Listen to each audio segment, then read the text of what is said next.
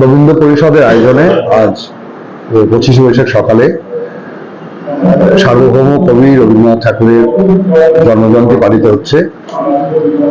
আমরা সকলেই জানি যে গত 60 বছর ধরে কাটোয়া মহকুমার একমাত্র প্রতিষ্ঠান রবীন্দ্র পরিষদ, যারা সচেতনভাবে রবীন্দ্র ভাবনা এবং রবীন্দ্র সংস্কৃতির সম্প্রচারে আত্মনিয়োজিত রয়েছে।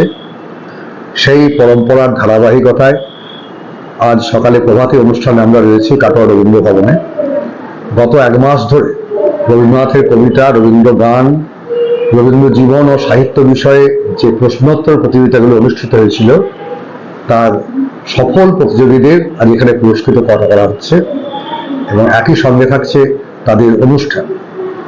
আজ সন্ধ্যা 7টায় কাটোয়া সংহতি মঞ্চে রবীন্দ্র পরিষদের পক্ষ থেকে একটি নৃত্যনাট্য উপস্থাপিত হবে, রবীন্দ্রনাথেরই চণ্ডালিকা, যেটি পরিচালনা করবেন রবীন্দ্র পরিষদের সদস্য বিশিষ্ট নৃত্য শিক্ষিকা সুলক্ষণা চট্টোপাধ্যায়। বিগত 1 মাস ধরে কাটোয়া রবীন্দ্র পরিষদ রবীন্দ্র জয়ন্তী উপলক্ষে এই অনুষ্ঠানটার আয়োজন করেছে।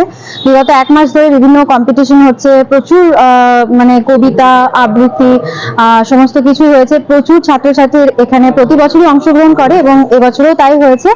আর আজকে 25শে বৈশাখ কবিগুরু রবীন্দ্রনাথের জন্মদিনে রবীন্দ্র পরিষদ একটা পুরস্কার বিতরণী অনুষ্ঠান করে, যেখানে বিগত 1 মাসে যে প্রতিযোগিতা হয়েছে সেগুলোর যারা প্রতিযোগী ছিল এবং যারা উইনার হয়েছে তাদেরকে আজকে পুরস্কার দেওয়া হয়। সেই সঙ্গে কিছু সাংস্কৃতিক অনুষ্ঠানও থাকে। প্রচুর জন এখানে অংশগ্রহণ করে এবং একটা সুন্দর সকাল আমরাও কাটাচ্ছি। আমার মেয়ে, সেও এই প্রতিযোগিতায় অংশগ্রহণ করেছিল এবং সেও সফল হয়েছে এখানে। আজকে সেও হয়তো এখানে পুরস্কার পাবে। তো ভীষণ ভালো একটা দিন আমরা কাটালাম আজকে রবীন্দ্র পরিষদের আয়োজনে যেটা অনুষ্ঠান হচ্ছে সেখানে। তো এভাবেই চলতে থাকুক রবীন্দ্র জয়ন্তী, আর আমরাও এরকম ভাবে রবীন্দ্র জয়ন্তী পালন করতে থাকি। আর রবীন্দ্র পরিষদের যে আবৃত্তির বিভাগে যে কম্পিটিশনটি হয়েছিল সেখানে আমি 3য় স্থান অধিকার করেছিলাম। তাতে আমি এই শিশু কাব্যগ্রন্থে রবীন্দ্রনাথ ঠাকুরের এই পুরস্কার পেয়েছি। বিগত 1 মাস ধরে রবীন্দ্র জয়ন্তী উপলক্ষে রবীন্দ্র পরিষদে বিভিন্ন অনুষ্ঠান এবং কম্পিটিশন হচ্ছিল।